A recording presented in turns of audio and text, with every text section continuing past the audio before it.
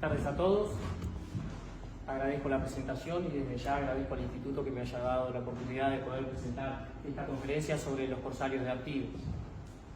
Un tema que no es desconocido, pero a veces no es muy ahondado, el tema de la estrategia naval que llevó el general Artigas para enfrentar a la invasión portuguesa del año 1816 y así también hacer frente a la flota mercante española, porque este corso no solo tuvo como fin hostigar a los portugueses, sino también a los españoles.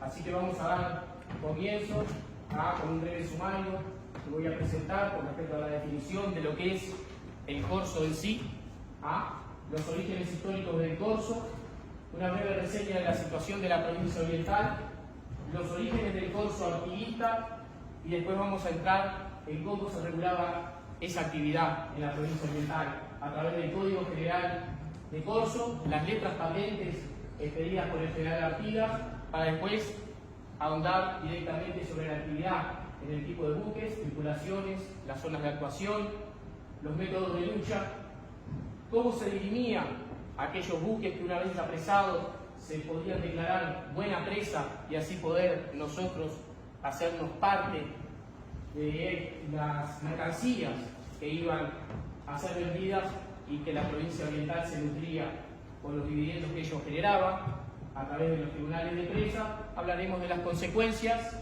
y por último unas breves conclusiones. Primero que nada, la definición de lo que viene a ser el corso, que viene de una palabra derivada del latín, corso o carrera. Lo que nos implica a nosotros, o lo más importante, es que habla de campaña que hacen por el mar los buques con patente de su gobierno, con una finalidad primaria, que es hostigar a las flotas mercantes del enemigo circunstancial. Entendiéndose que corso es aquel que manda una embarcación armada con patente de su gobierno, siempre destacando que hay una reglamentación y hay un documento que habilita que así se pueda llevar la guerra en el mar a través de privados, porque esto era gente que se ponía al servicio de un Estado para poder hacer la guerra ante a veces flotas pequeñas o estados que no tuvieran mucho poder naval, poder llevar la guerra a través de privados y poder así hostigar a su enemigo. Los anglosajones, los ingleses, los norteamericanos la acuñaron el término de privatear. Una embarcación, propiedad privada, siempre hablando de privados, armada y mantenida a expensas de su propio dueño, con el propósito de capturar productos de mercantes enemigos. Esa es la finalidad del corso, hostigar al comercio. No tiene como finalidad particular enfrentarse a las naves militares, ya que son buques que no estaban diseñados o pensados para enfrentarse a otros navíos de guerra, sino que era directamente para hostigar a las flotas mercantes. Siempre lo importante aquí es la palabra patente de un gobierno, un documento que nos va a habilitar que nosotros podamos llevar este tipo de combate, este tipo de guerra para hostigar a un enemigo.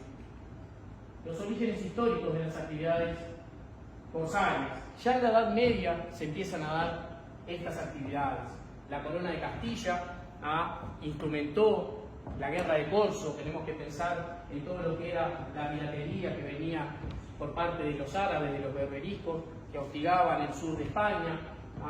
Entonces ahí se aplica el derecho de fuerza.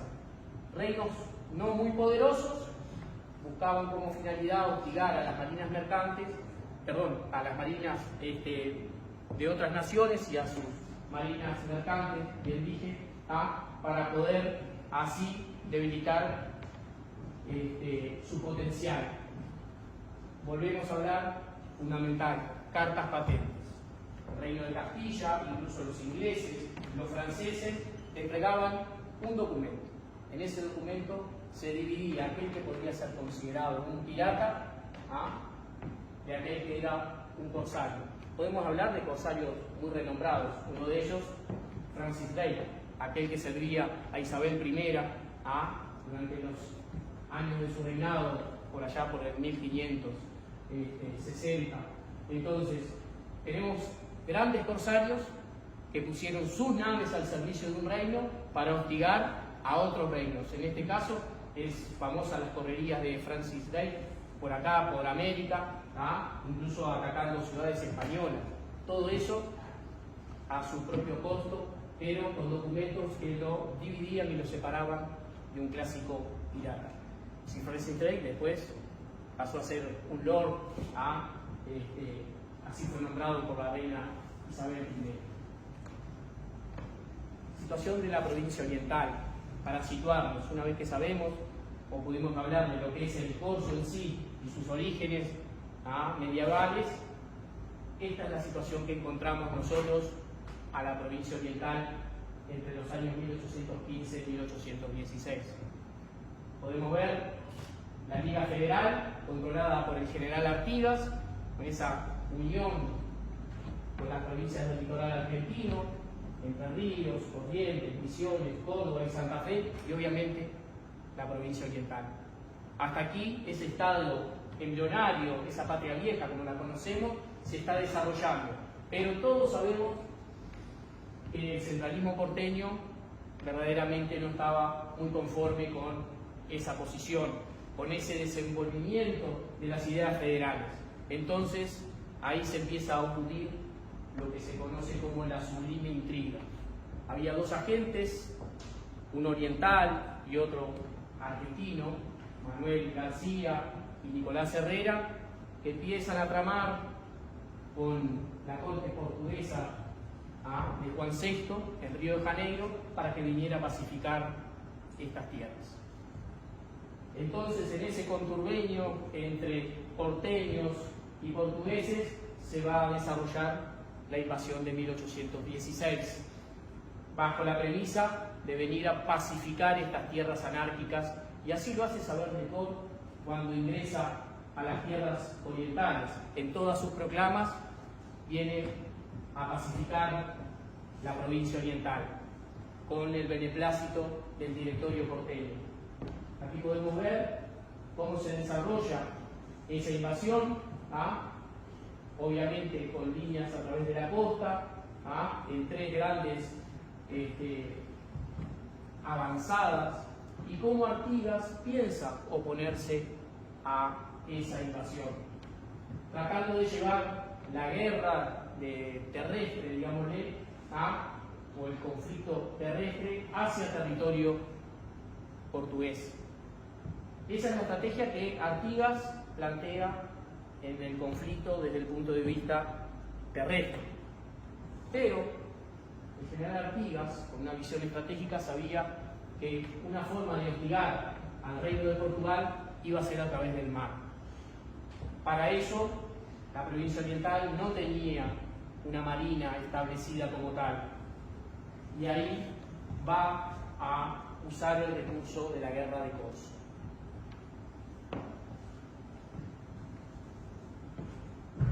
Una vez que se produce la invasión, el general Artigas no es desconocedor de la guerra de corso. ¿Por qué? Porque ya a principios del siglo, 1804, 1805, España establece la guerra de corso para hostigar al comercio inglés. Ahí estamos viendo ya lo que era la alianza franco-española, que termina con la batalla de Trafalgar, con la destrucción de la flota española, y donde actuó el famoso almirante Nelson.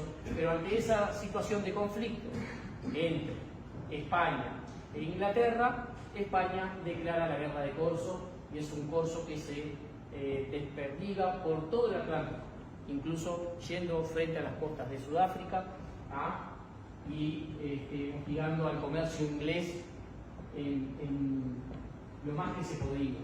Entonces Artigas ya conocía la herramienta de la guerra de corso, lo cual no es menor. Una vez producida la invasión a mediados del año de 1816, prontamente Artigas establece la guerra de corso. Lo hace a través de dos embarcaciones, el Saberio y el Valiente, que salen con patente de corso desde el puerto del Hervidero.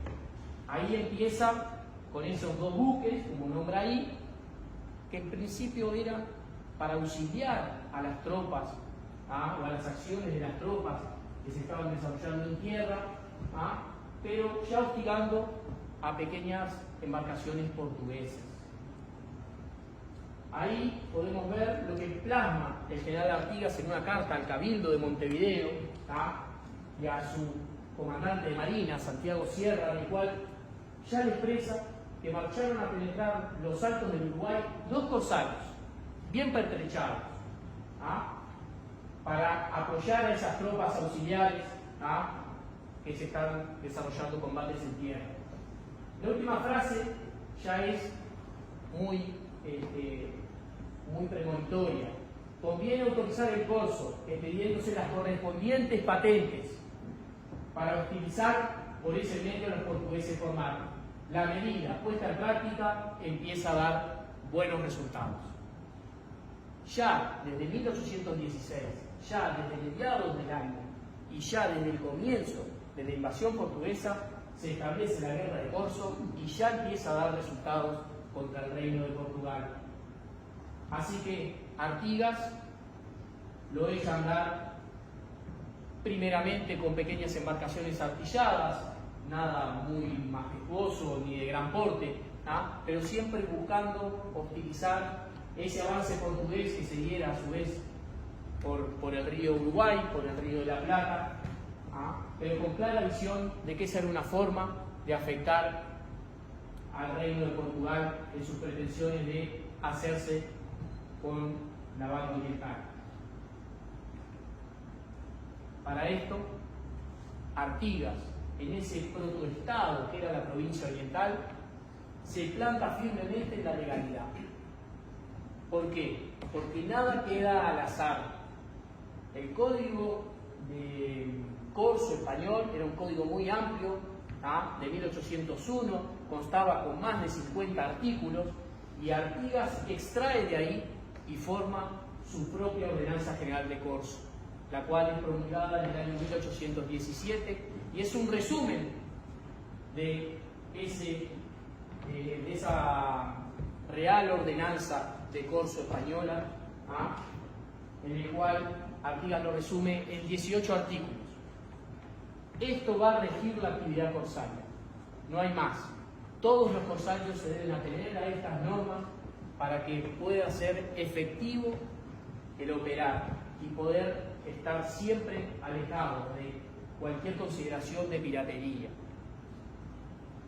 El Código de Corso de la Provincia Oriental, como dice ahí, tiene 18 artículos y regula absolutamente todas las obligaciones, tanto para los armadores, que son aquellos que ponen sus naves al servicio de la provincia oriental, así como los comandantes oficiales y las tripulaciones.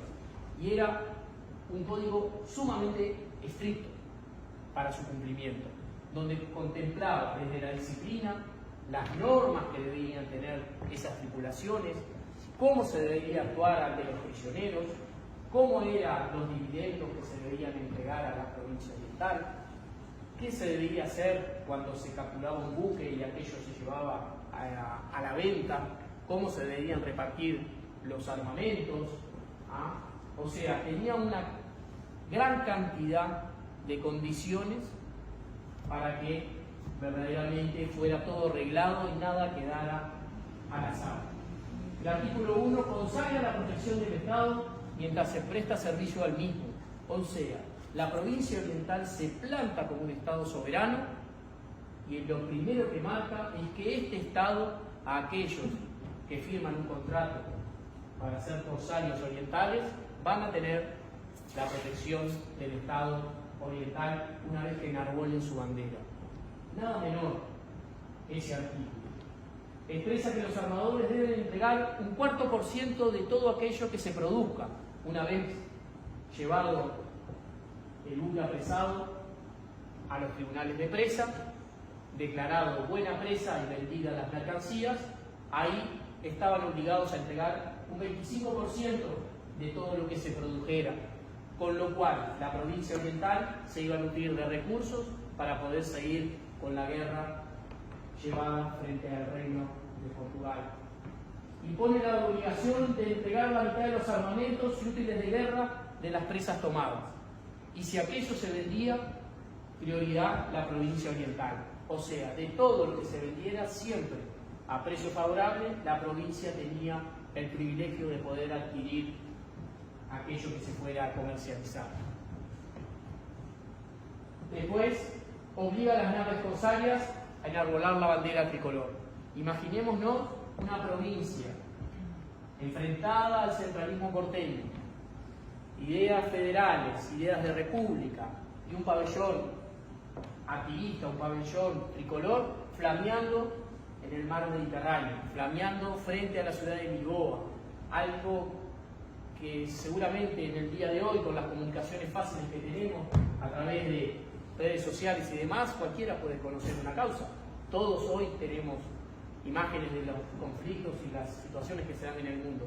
Pero en aquella época, imagínense un buque con un pabellón de la provincia oriental navegando, circunnavegando por los mares del mundo, dando a conocer una causa.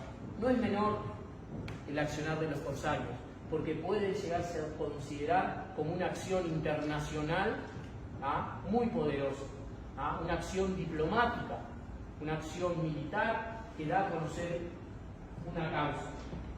El artículo 10 dispone que se podrá apresar cualquier navío que transporte pertrechos de guerra con el fin de reconquistar estas tierras por parte española.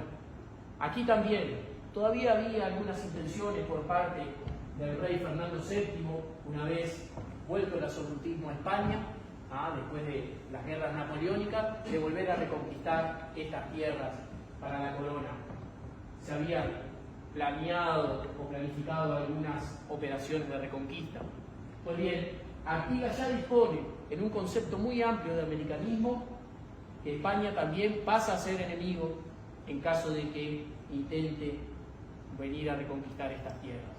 Y así lo plasma, porque el corso artiguista no solo se va a enfrentar a las tropas y a las unidades portuguesas, sino que también se va a enfrentar y va a hostigar a la marina española. El artículo 14 impone la mayor disciplina en el tratamiento de los prisioneros de guerra. Esto en una época en la cual no existía el derecho internacional como tal, no había una organización que fiscalizara, las normas se conocían como el derecho de gente, el tratamiento de los prisioneros podía ser muy dispar, pero Artigas lo plasma en su documento, no lo deja al azar, el respeto verdaderamente por la vida humana. Tenemos que ver que el cumplimiento a veces sería dispar, no es muy fácil controlar tripulaciones que muchas de ellas ni siquiera conocían dónde estaba la provincia oriental, situaciones de gente, como vamos a ver más adelante, que fue llevada a tripular barcos a través de la leva o sin saber a qué se atenían. Era muy difícil imponer la disciplina, pero sí Artigas lo pensó y así lo documentó.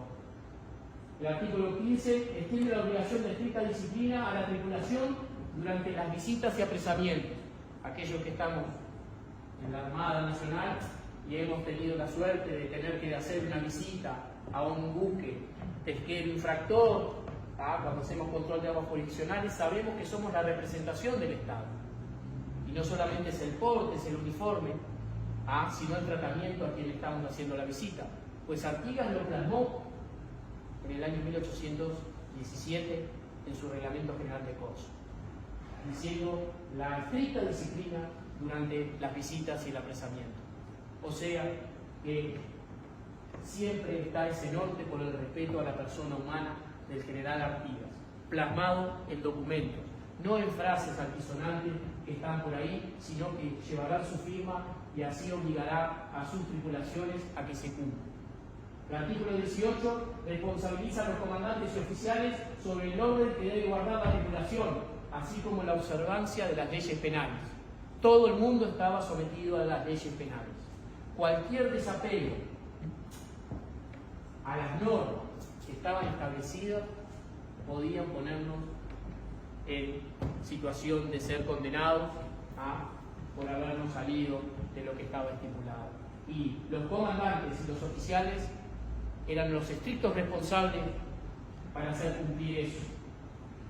En este reglamento, en esta ordenanza general de corso, tenía y cobraba validez una vez que ese documento estaba firmado por el propio Artigas y a su vez lucía el sello con el escudo provincial.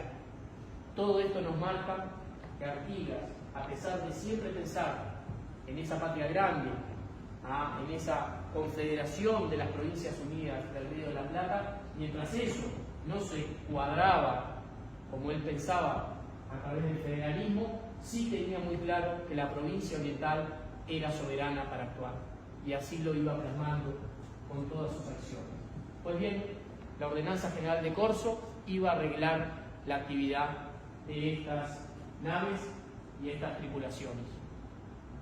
Esto regía para todos los corsarios y a su vez se le entregaba otra documentación que era indispensable que ellos portaran al momento de presentarse en una visita o apresar un navío.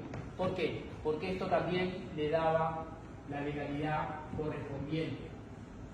Estos tres documentos, firmados por el general Artigas y por su secretario de Marina, también lo que marca que Artigas pensaba y veía y visualizaba la provincia oriental como un estado, a su secretario de Marina, Monterroso, se le entregaban al armador, quien firmaba un contrato con el Estado para así poder poner un buque al servicio de la provincia y él a su vez contratar sus tripulaciones y demás. El primer documento, la patente o carta de navegación. Ahí se plasmaba, a través de lo que se firmaba y se le entregaba al armador, se daba todas las características y se dejaba nominado toda la información sobre el buque que se iba a poner al servicio. Características, nacionalidad, quién era su comandante y sobre todo el tiempo de duración del servicio a la provincia. No era indefinido. El corso se firmaba o se habilitaba a través de estas patentes por un año y medio, no más extendido que eso. Entonces, este era el primer documento.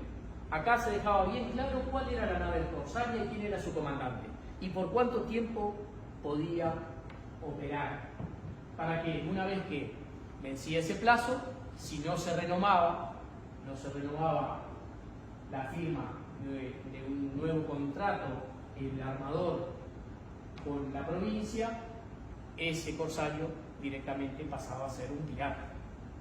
Entonces era muy delicado el tema de los plazos y de los tiempos. El segundo documento es la carta de marca o patente de corso. Esto era lo que habilitaba precisamente a la nave a enfrentarse a las naves portuguesas y españolas.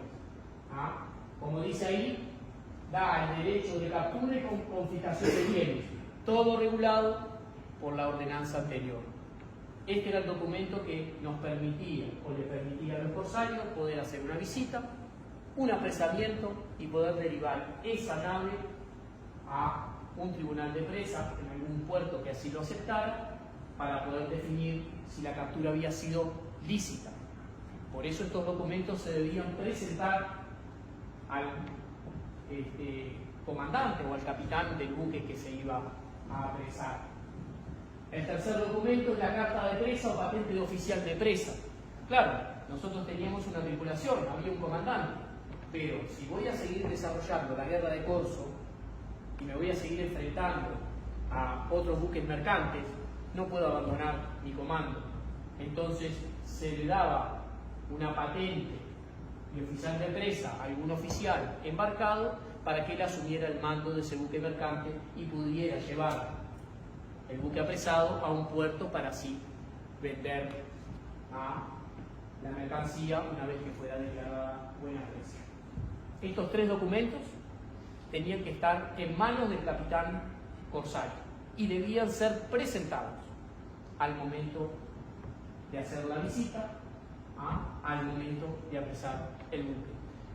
¿Se dio en todos los casos que esto fuera así? No, seguramente hubieron casos en los cuales alguno se presentó como corsario artiguista y no tenía los documentos en regla o demás. Eso era normal o era posible que pasara en esa época, donde las comunicaciones no eran como las de hoy, los controles no eran como los de hoy. Acá podemos ver, esto es una reproducción de una patente de oficial de presa. Esta está firmada por el general Artigas y por su secretario de Marina, Monterroso. Fue firmada para el capitán Juan Murphy como oficial de presa del corsario La Fortuna, el 15 de noviembre de 1817. Esta es una patente de oficial de presa. Esta es la fecha que toma nuestra Armada Nacional para configurarse como fecha de su creación. Después de este documento, que es uno de los pocos que existe, hay un documento posterior que se firmó el 19 de noviembre de 1817, también para el capitán del corsario La Fortuna, John Clark. Esa es la patente de corso que se le da al comandante, pero se firmó 2 días después y tiene el número 6, o sea que previo a eso ya habían 6, porque se llevó un exhaustivo registro de las patentes otorgadas. O sea que había un control. Esa patente de corso también es única y fue autentificada por un cónsul norteamericano en el puerto de La Guaira. Cuando los recibían ahí navíos de presa que habían sido apresados, se controlaba la documentación y los norteamericanos están muy vinculados al corso artiguista, como ya vamos a ver. Entonces ahí tenemos que la importancia de la documentación que se exhibía. Entonces acá tenemos esa representación de una patente de oficial de presa. Importante para nosotros los marinos porque ese día es nuestra fecha de conmemoración de creación de la Armada Nacional. Acá podemos ver el sello de la provincia y obviamente la firma del general Artigas. Si uno lo lee, queda bien claro que el capitán Juan Murphy va a poder trasladar buques apresados a alguno de los puertos de los cuales haya tribunales de presa y poder vender y poder hacer el juicio consustanciado para ver si había sido bien apresado y vender las mercancías. Pues bien, resumiendo, importante, la Ordenanza General de Corso que regula la actividad corsaria y los 3 documentos que sí daban completamente la legalidad de la actividad corsaria. ¿Pero qué buques integraron o formaron las flotillas del corso o fueron unidades corsarias artiguistas? Pues bien, él dice que los primeros fueron bergantines o goletas. En el río Uruguay y en el río Paraná operaban buques menores todavía, algunos lanchones, algunos faluchos, con poco y escaso armamento. Ya después, cuando se empieza a extender la actividad corsaria y empieza a salir de los ríos interiores, río Uruguay, río Paraná y el Plata Superior, cada vez los buques empiezan a ser, obviamente, de mayor porte. Los buques por excelencia corsarios fueron las goletas de Gavia, que fueron utilizados mayormente como diseño. Los norteamericanos, grandes corsarios, ya habían establecido el corso en 1812 en la guerra contra Inglaterra, contra el reino inglés, se habían hecho expertos en construcción de buques especiales para la actividad corsaria. No fueron pensados para eso, sino que tenían finalidad de traslado de esclavos y obviamente la paz mercantil, pero se dieron cuenta que eran unidades que se podían adaptar fácilmente para la actividad corsaria, y así fue que esas goletas de Gavia, conocidas como flickers, también se hicieron aptos para desarrollar la actividad corsaria. Eran buques que no superaban más allá de las 500 toneladas, muy bajas, escasa hora muerta, una sola cubierta sobre la cual se disponía la artillería y gran superficie bélica. ¿Para qué? Con gran cantidad de paño izado las hacían verdaderamente veloces. Desarrollaban entre 12 y 13 nudos. Eran muy maniobreras, lo cual hacía que a buques mercantes eran fáciles de alcanzar, a su vez eran fáciles de maniobrar ante cualquier situación que uno se tuviera que alejar. Entonces, este tipo de buques se hizo apto para la actividad corsaria. No eran los únicos, pero sí aquellos corsarios que salieron de Estados Unidos, que fueron la gran mayoría, estaban formados por este tipo de buques. El armamento estaba constituido por cañones de bronce o de hierro.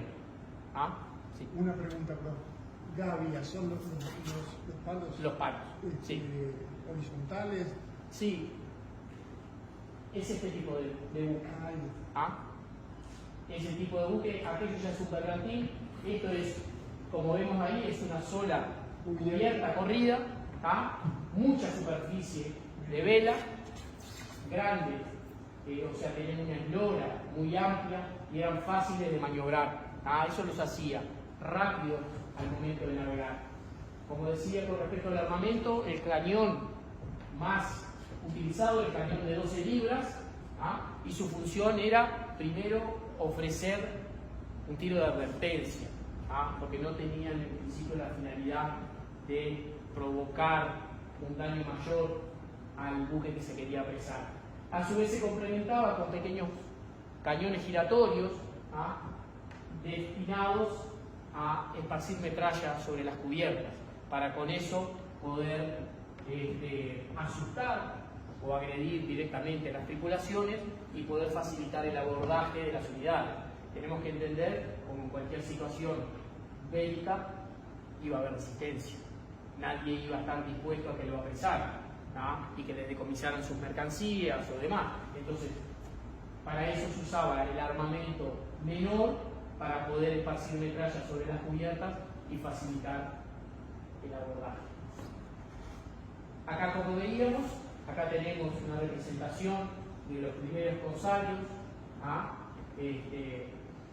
Con dos bergantines saliendo desde el puerto del Hervidero, y acá tenemos una goleta de Gavia que podemos ver que es un buque muy estilizado, ¿ah? Que cortaba las aguas verdaderamente con mucha facilidad, ¿ah? Y si a esto le sumamos una tripulación experiente, ¿ah?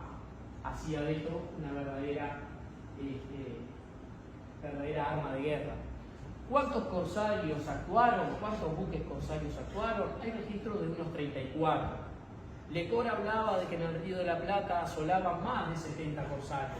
Seguramente pudieron estar rondando los 100. Que haya registros exhaustivos solamente de 34, por documentación. Pero no quiere decir que hayan sido los únicos que hayan operado. Armadores y tripulaciones. El armador es aquel que tenía el dinero y ponía los buques al servicio. Él se comprometía ante la provincia oriental a poner sus buques, ¿ah? Y a contratar una tripulación. Obviamente se firmaba un contrato que estaba regulado por la ordenanza de Corso, a lo cual a su vez obligaba, por eso tenía que ser gente con dinero o con cierto poder adquisitivo, ¿ah? Obligaba a depositar una fianza. ¿Por qué? Porque también el reglamento de Corso estipulaba que se debería tener una fianza en caso de reclamaciones por parte de algún buque apresado y que hubiera sido considerado mala presa. Entonces había que resarcir las reclamaciones, y así lo estipulaba la Ordenanza General de Corso, ¿ah? Entonces el armador debía comprometerse ante la provincia oriental a poner sus buques, a poner sus tripulaciones y sobre todo poner un dinero para fianza en caso de que aquello no fuera un feliz apresamiento. Uno de los más importantes armadores fue el cónsul en Buenos Aires, de apellido Halfner. Él fue el que más incentivó el corso. De hecho, él armó unidades corsarias en el Río de la Plata. ¿Ah? Lo cual no es menor. Cuando en el Río de la Plata se empezó a complicar producto de la invasión portuguesa, ¿ah? Producto de que cae Montevideo y luego cae Colonia, ahí él empieza a enviar patentes de corso para los Estados Unidos. Y la mayoría de los corsarios son precisamente norteamericanos, que van a salir del puerto de Boston, de Baltimore, de Norfolk. ¿Ah? Entonces, este señor verdaderamente es el gran fomentador del corso artiguista y es el que más recibe reclamaciones por parte de la Cancillería portuguesa hasta que logra que lo saquen del consulado en Buenos Aires, lo cual no es menor, porque esa presión diplomática hace que un gobierno como el de Estados Unidos, por más de que no sea la potencia que es hoy, en aquella época, estamos hablando de 1817, 1818, logran las presiones diplomáticas que se ha retirado del consulado en Buenos Aires. Las notaciones de estos barcos estaban integradas por una panoplia general de gente. La mayoría eran extranjeros, muchos ingleses, franceses, incluso llegó a haber españoles, portugueses. Los que eran menos eran los oriundos del Río de la Plata. ¿Eso por qué? Porque como puse ahí, somos escasos de tradición marinera. Nuestra tierra, nuestras carnes, nuestra pradera era más fuerte que las actividades del mar. Hoy en día sigue siendo bastante parecido. Pues bien, entonces, los rioplatenses no se enrolaban mucho. La mayoría eran todos extranjeros. Y digo y reitero, la mayoría eran norteamericanos, que salían desde los puertos a nutrir el corso artiguista.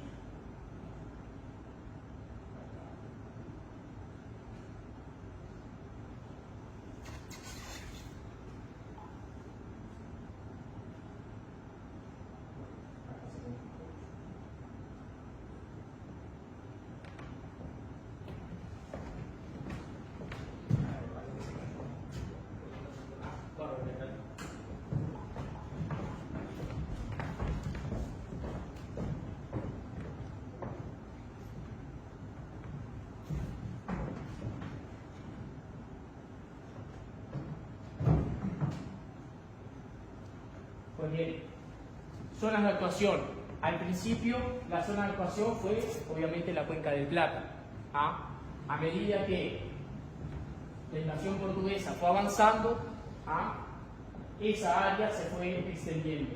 La Cuenca del Plata, el río Uruguay, el Paraná, el río de la Plata, y de ahí se fue extendiendo cada vez más hacia las costas del sur del Brasil y hacia el sur, el área patagónica.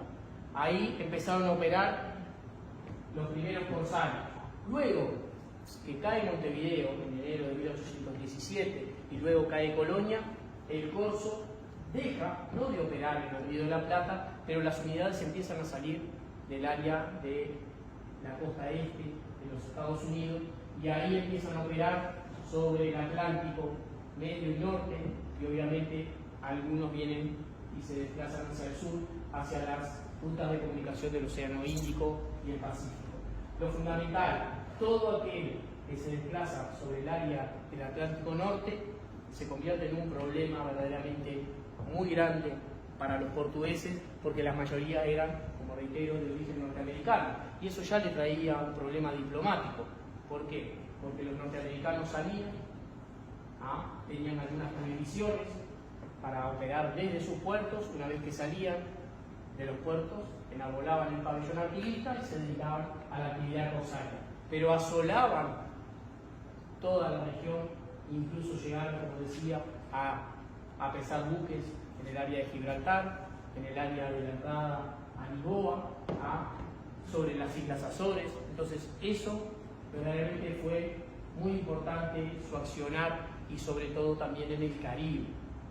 Tenemos que entender que si bien la corte portuguesa se encontraba en Río de Janeiro, seguíamos teniendo la metrópoli allá en Lisboa y todas las rutas de comunicación que pasaban a través de las islas de Cabo Verde, que pertenecían al Reino de Portugal, todo lo que era la costa africana. Entonces había una intensa movida mercantil para venir a nutrir a la corte portuguesa que se encontraba aquí en América. Entonces, el coto de caza era muy amplio para estas naves que se desplazaban y eran hostigadas por el corso artiguista. Como podemos ver, el Atlántico era un gigantesco lago para estas naves que se desplazaban, pero no se circunscribieron y algunas fueron verdaderamente muy valientes y llegaron a operar sobre el mar Mediterráneo. Acá podemos ver una representación gráfica de cómo se fue extendiendo al principio, una vez que se cierra el coto de caza, no porque no hubiera actividad mercantil en el Río de la Plata, se fue expandiendo y hostigando a todo el comercio portugués y al comercio español.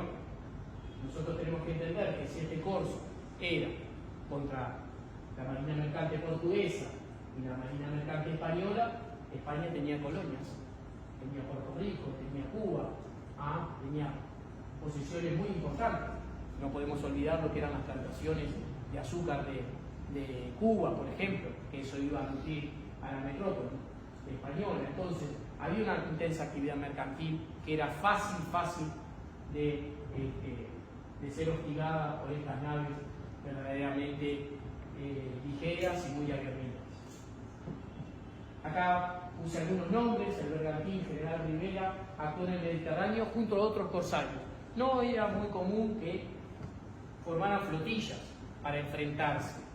Por lo general actuaban solos, había obviamente un fin de lucro muchas veces, no era lo único que los movía, pero obviamente que si actuamos en flotillas tenemos que repartir con muchos más. Entonces lo mejor es que no tener que repartir y actuar solos.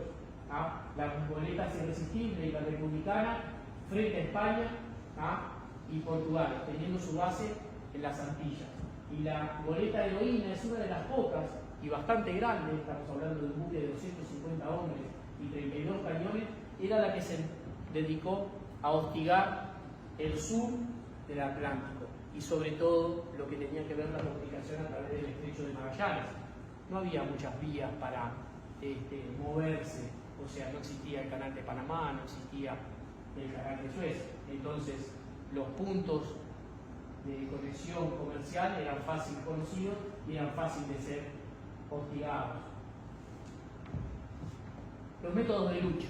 Los métodos de lucha que usaban estas naves ligeras, estas naves rápidas, estas naves de una sola cubierta, con toda su artillería desplazada sobre ella, era simplemente tratar de apresar el buque por el menor daño posible. ¿Qué significa eso?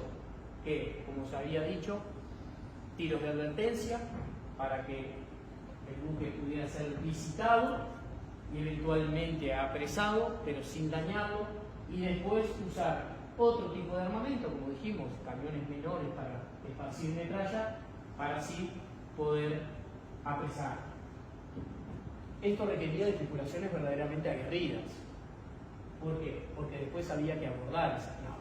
Entonces, era detener el buque lo más intacto posible, porque se dieron casos que se tuvo que abandonar la presa porque verdaderamente había sido muy dañada, o sea que hacer tiros de advertencia, detenerlo y abordarlo.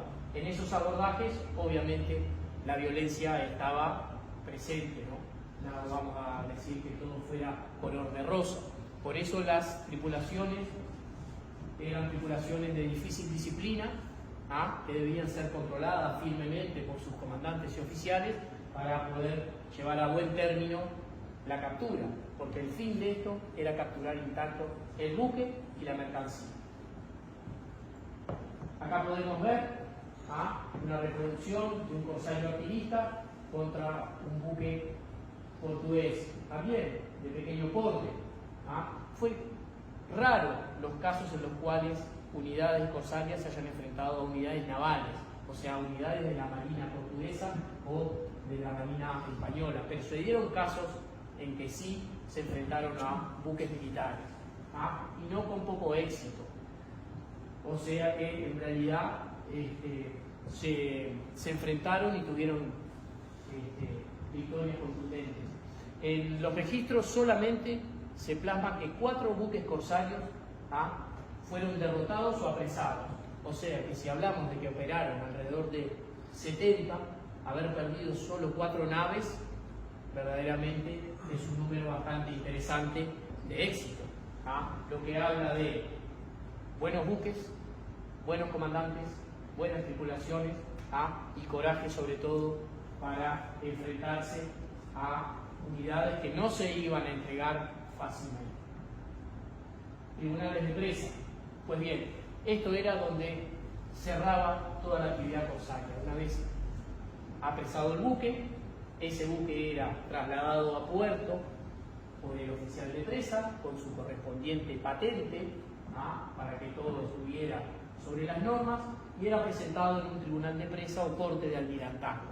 Ahí se consustanciaba un juicio y se veía si el apresamiento había sido en regla y bajo las normas y con qué documentación se había hecho.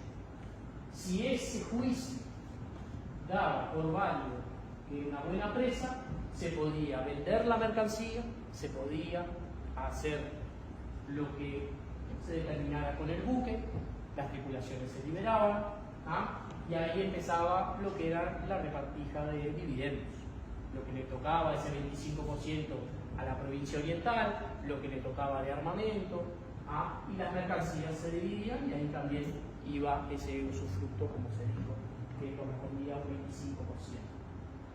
Los tribunales, los primeros se establecieron en El Plata. Claro, cuando cae Montevideo, ya pasamos al puerto de Colonia. Cuando cae Colonia, Buenos Aires tenía un puerto de presa, un tribunal de presa.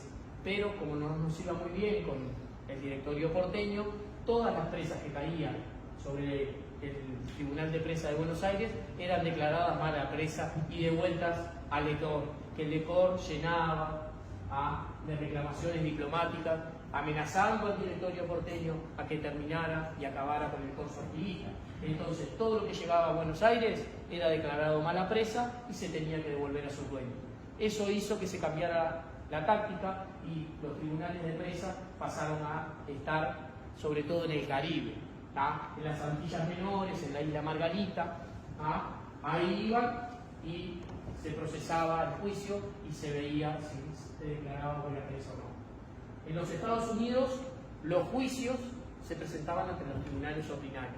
Estados Unidos nunca tuvo tribunales de presa o cortes de almirantazgo. Directamente en los estados donde se presentaban, Massachusetts, Boston, se presentaban ahí ante los jueces ordinarios y se dirimía si la captura había sido lícita. Interesante es ver que hasta el año 1846 había juicios en Estados Unidos que todavía se estaban dividiendo con respecto a la actividad corsaria del general Artigas. Artigas había desaparecido del escenario rioplatense en 1820, la República nace constituida completamente en 1830 y 16 años después todavía habían juicios sobre el accionar corsario. Pero esto es importante desde el punto de vista diplomático. ¿Por qué?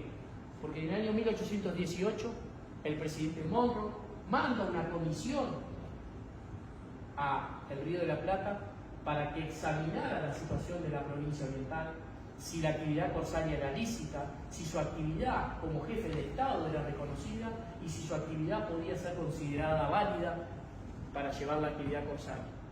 Esos legisladores que vienen del Congreso norteamericano le elevan un informe al presidente Monroe donde dice que verdaderamente esto es un Estado constituido, que las acciones son lícitas y atenidas al derecho, que por ende todo lo que viniera de la actividad corsaria de Artigas verdaderamente se debería tomar en cuenta como tal y se debería considerar como buena presa. Eso es un hito importante para ver cómo fue escalando esa provincia oriental a ser un Estado reconocido en el concierto mundial de aquel momento.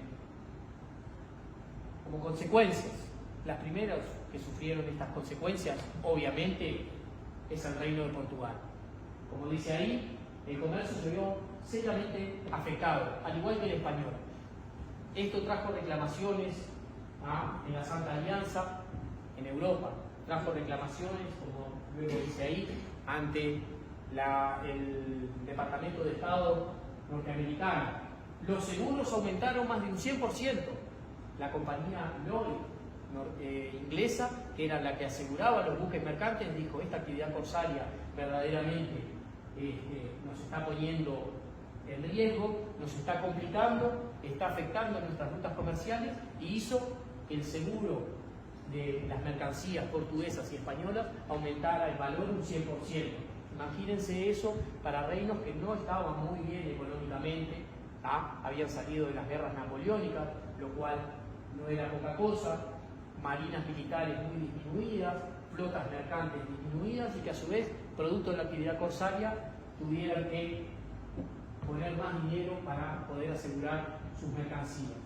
Tuvieron que armar sistemas de convoy para poder dar seguridad a sus naves, lo cual todo esto fue aumentando costos significativos que afectaban el erario público de estos dos reinos. Y por último, la intensa actividad de las cancillerías portuguesa y española, que fue la forma que buscaron de poder detener la actividad corsaria. Con Buenos Aires lo consiguen prontamente. Tenemos que entender que la provincia oriental se completa de invadir hacia el año 1817, 1818, y ahí tengo la fuerza de las armas como factor de presión ante el directorio de Buenos Aires. Ahí se termina la actividad corsaria para los tribunales de presa y el control más efectivo de cualquier actividad de navíos que pudieran circular por el Río de la Plata. Con respecto a Estados Unidos, las reclamaciones diplomáticas hacen que en el año 1818 Estados Unidos vota una ley de neutralidad. Ya impide el accionar corsario desde sus puertos. Eso hace que zarpaban los buques y ya en alta mar enarbolaran el pabellón artiguista. Por ende, a su vez, no podían traer las mercancías. Las consustanciaban en otros tribunales de presa, en las Antillas Menores sobre todo, o las trasegaban de un buque a otro y las entraban a puerto norteamericano como que era de ellos. Y esa era la forma de blanquear esa actividad corsaria.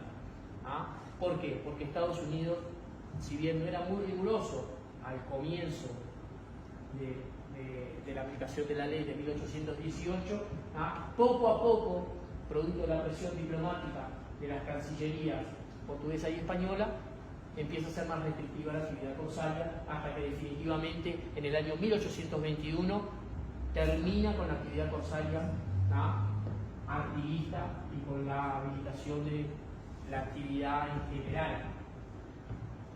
Será así que en el año 1821 el último corsario artiguista deja su actividad, es el capitán Lutz. Él deja y cierra el ciclo. Ahí podemos ver que Artigas se exilia en el Paraguay en septiembre de 1820, sin embargo hay corsarios que siguen actuando un año después prácticamente, producto de los contratos que tenían. No es que ellos actuaban porque querían, en realidad si tenían contrato por un año, hicieron valer su contrato hasta el fin de su actividad autorizada. Pues bien, estas fueron las consecuencias, ni que hablar desde el punto de vista económico. A los Estados Unidos le reportó varios millones de dólares de ingreso de mercancía, y a la actividad que podía nutrir a la provincia oriental de mercancías, de armamentos, de dinero. No hay registros, yo no encontré registros de cuánto se cuantifica eso. Si tenemos que ver que los buques eran apresados y llevados a tribunales de presa en el Caribe o en los Estados Unidos, difícil que llegara acá algún producto de esas actividades. Pero así estaba, que en el año 1846 todavía había juicios consustanciados en las Cortes norteamericanas. Para concluir, esto es obviamente una evaluación que hago yo personal con respecto al corso. La guerra del corso entablada por Artigas coloca a la provincia de Oriental en ese escenario mundial. Ustedes imagínense reuniones de la Santa Alianza allá en Europa, después de las guerras napoleónicas y que el Reino de Portugal planteara una situación bélica con un Estado, con una provincia perdida en América del Sur, no reconocida, no un país formal, pero que eso se planteara frente a cancilleres o reyes de países europeos, de la vieja Europa. Pues bien, eso logró el corso artiguista, que se conociera esa causa de Artigas. Imagínense lo que determinó que viniera una comisión del Congreso norteamericano para ver si era válido el accionar de los corsarios artiguistas a esta tierra y que se diera por válido el accionar. Eso hace que toda la causa artiguista se diera a conocer. También eran muy pintorescos los nombres de los corsarios: Republicana, República Oriental, León Oriental, General Artigas, todos esos buques con nombres muy altisonantes, navegando por ahí. ¿Qué es esto? ¿Quiénes son? ¿Cuál es su causa? Pues bien, esto lo consiguió la actividad corsaria. Artigas reconocía la importancia de la guerra en el mar. Artigas ya plasma una conciencia marítima en las instrucciones del año 13, cuando habla de la apertura del puerto de Maldonado y del puerto de Colonia. O sea, Artigas tenía una fuerte conciencia marítima. Y así él dice: yo no voy a derrotar a Portugal a través de esto, pero sí lo voy a incomodar. Por eso tiene una fuerte conciencia de la importancia del mar. Y a su vez tiene una fuerte conciencia americana.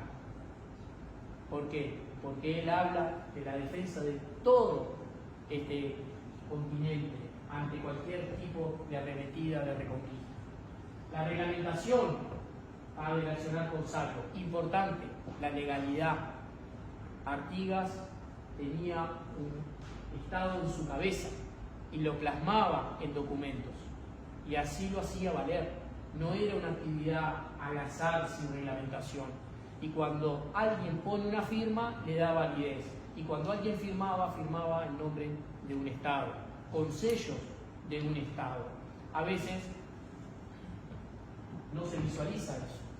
Artigas tiene una posible, no está documentada, declaratoria de independencia en el año 1815, o sea que ya había un proceso de formación de un Estado, y estos documentos verdaderamente pueden ser tomados como eso, como un documento de un Estado soberano, que es lo último que puse ahí, con una organización e instituciones como tal.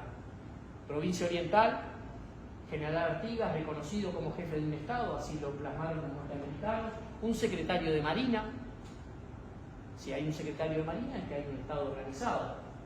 Hay un comandante de Marina en los puertos, y así sucesivamente.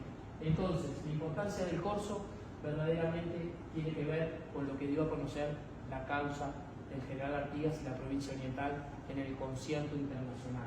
Y fue una actividad que verdaderamente llevó adelante con éxito y hostigando a ese enemigo circunstancial, que quizás no era el único, pero verdaderamente Artigas plasma una estrategia mucho más amplia que aquella que conocemos comúnmente como la actividad terrestre. Así que bueno, con esto, por aquí concluyo mi presentación. No sé si tienen alguna pregunta.